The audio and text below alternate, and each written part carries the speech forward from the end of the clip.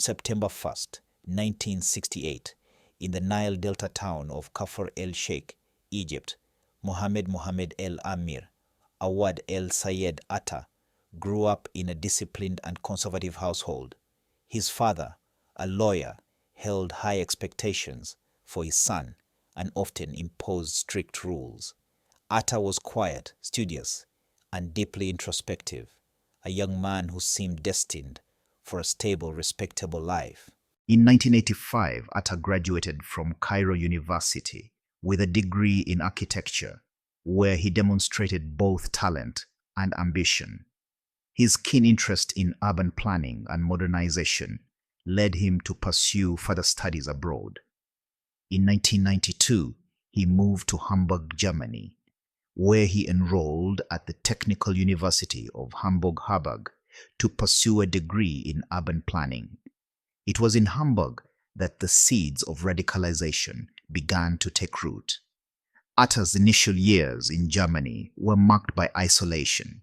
He struggled to integrate into Western society and often found himself alienated by what he perceived as moral and cultural decadence. He sought solace in religion, becoming increasingly devout and critical of Western influence in the Islamic world. During this time, he joined a radical group of students who would later form the infamous Hamburg Cell, a nucleus for Al-Qaeda's operatives in Europe. Atta's academic work mirrored his growing ideological convictions. His thesis criticized the modernization of Islamic cities, lamenting the erosion of traditional Islamic values under Western influence.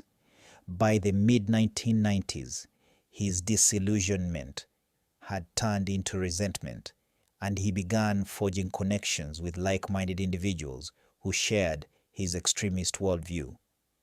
In late 1999, Atta and several members of the Hamburg Cell traveled to Afghanistan, where they pledged allegiance to Al-Qaeda. Under the leadership of Osama bin Laden and Khalid Sheikh Mohammed, Atta was selected to spearhead the 9/11 attacks. His intelligence, organizational skills, and unwavering commitment made him an ideal candidate to lead the operation.